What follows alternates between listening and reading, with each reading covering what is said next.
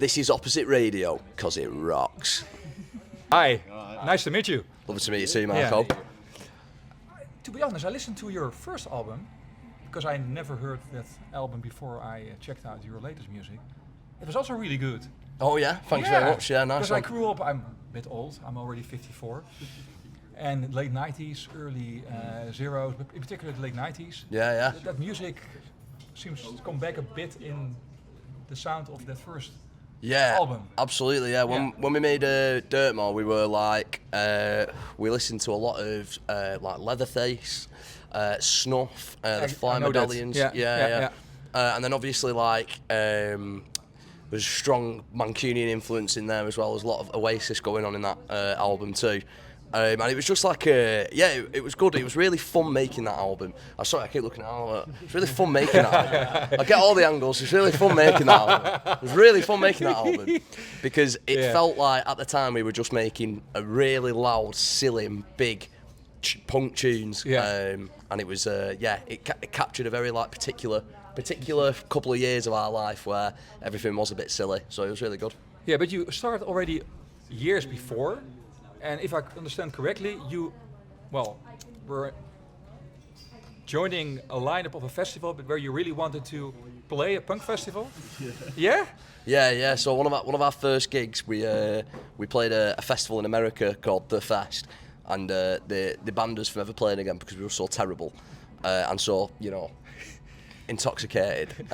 We were very young, so we just on it. To be honest, it's as simple as. We're about like 19. Yeah. We're going and playing in America. We're obviously the best band that's ever existed, aren't we? This can't end badly. Yeah. We didn't know we were shit. No one had told us that we weren't very good at playing and that like we couldn't keep time. Yeah. And, it was bad. Oh, it was bad. It was good fun though. It was an amazing experience. It was one of the best experiences in my whole life. But yeah, no, it was a tragic ending in the end. Yeah. But it was the beginning of like we need to be a good band now. So it was like the start of like the mission of being like as good as we could be. Yeah, so at least you got there because of that festival, and now, 4, 5, 6 years later, you produced another album. Which was a step up. Cheers, thank you. Again, yeah, I really like it. I also find it funny when I read about your own opinion about the album, the influences. You mentioned Happy Mondays. Yeah. And I'm old, as I mentioned. Yeah. And I listened back also to the music to understand why you, you mentioned that, and also Carter, the Unstoppable Sound Machine. You mentioned, and I listened back, and it makes a bit more sense now after, because also nice to read the Bandcamp and the Spotify things to understand where you believe, what were your influences and where you're heading to and what you had in mind. Lyrically, what is totally different than those bands? Because when I say, for example, 24-Hour People, you are not writing those kind of songs. No. For example, what was more the theme of your album then? It's just about a lot of it's about experience.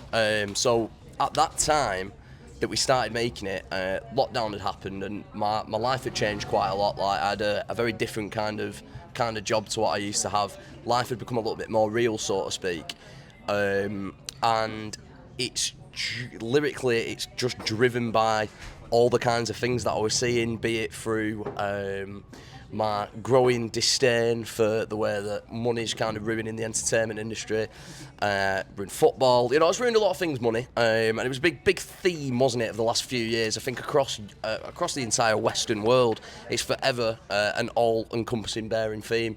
So I think overall ROI, it was kind of me going, right, I need to adapt to what's going on here a little bit. I need to sort life out and try and enjoy it as much as we can. And it's kind of like you say, the music's influenced by loads of different stuff like Happy Mondays, but that, the song All You Dreaming, which is like very Happy Mondays, that's about an old boss of mine in an imaginary scenario where they get beaten up outside of a nightclub.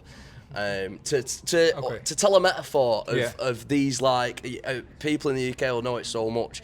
You have salespeople running rampant around the finer establishments of the city, drinking and generally being self-absorbed to a point where they feel untouchable by the world. But a lot of these people are very, very scared, very lonely, very sad individuals who, you know, they have a lot of money, got a big house, nice car, but... Yeah, because you write about the wealth gap in the UK in particular also then. It's more like, I think it's, it's not even so much about the wealth gap, it's more the fact that, like,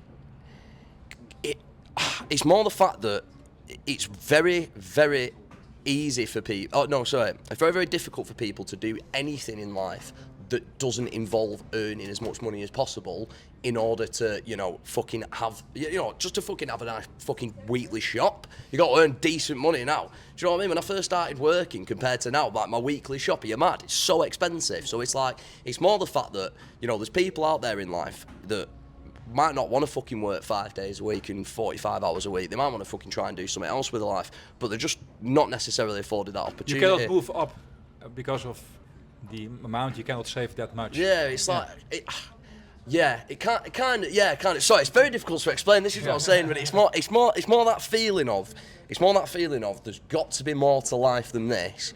But if this is what life is, do I just need to fucking adapt to it, and do I just need to play the game? It's that sort of, I don't know, mate. We're verging on rambling here, folks.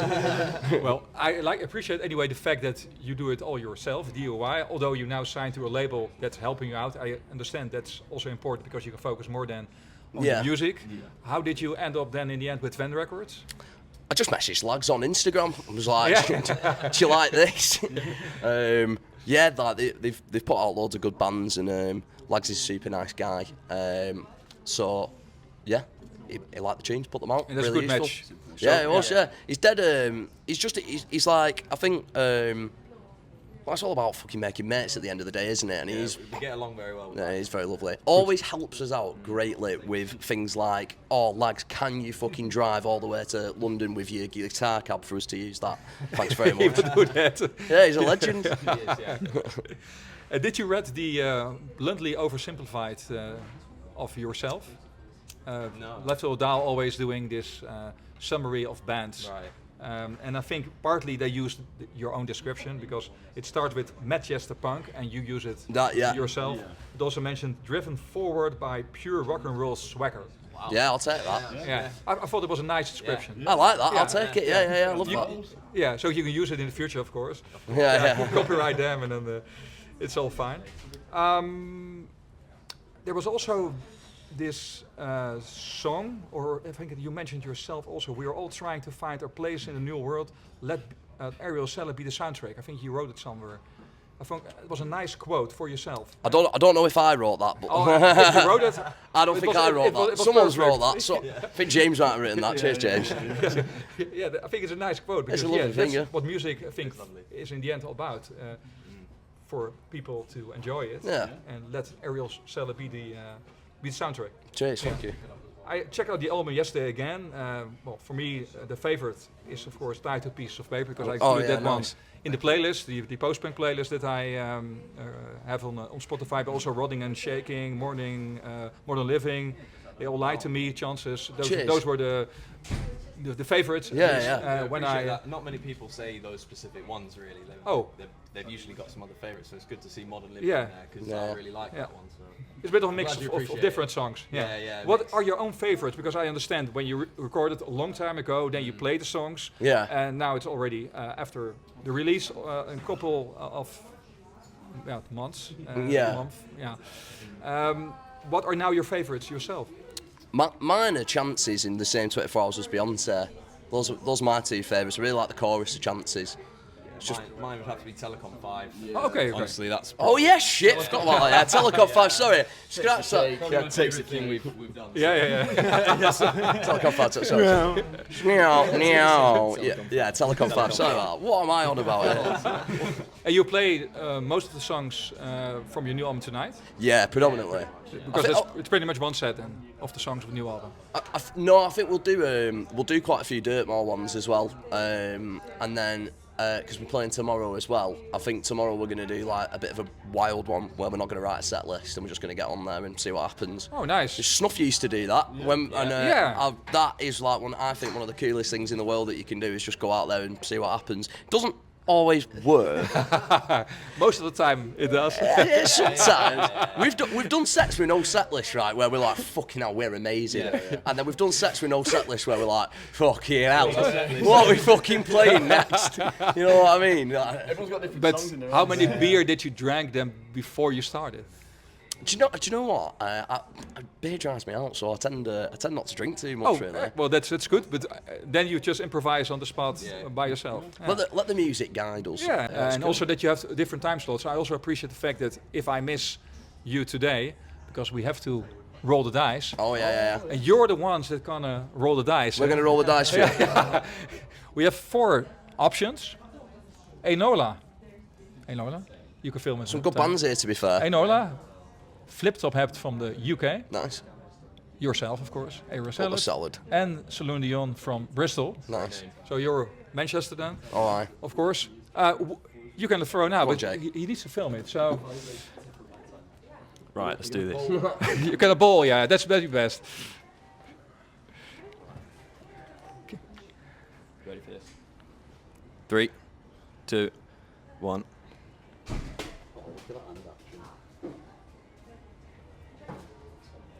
And it's Saloon Dion. Saloon Dion, well, then I have to see you another time tomorrow, That's probably. all right, that's fine. We'll see you tomorrow. It was lovely meeting you, Marco. It was anyway fun to sit down for the interview.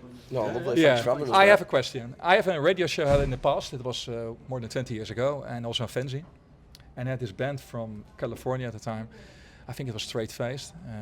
They were, I think, on Epitaph, a hardcore band. But that the guy had a nice voice, and he just said, "Opposite radio, 'cause it rocks," and it sounded so good. So I now want to have this same jingle again. All right.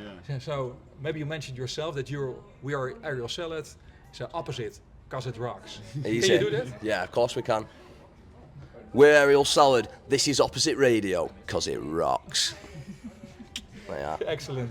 Thank you. I'm available for voiceover work. Cheers.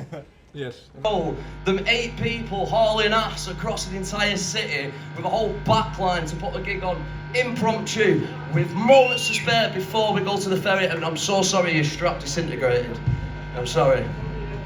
Right, Mike Wimbledon, my sweet darling angel of the north. Are you ready to play your fucking bass? Jake, are you ready to play your fucking drum? Are you not ready for a dance?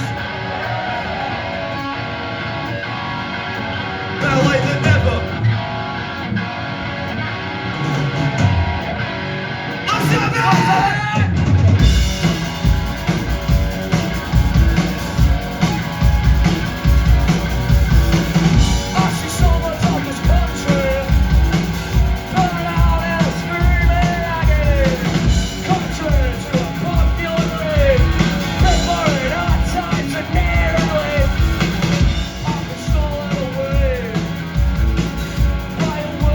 So I can afford to pay.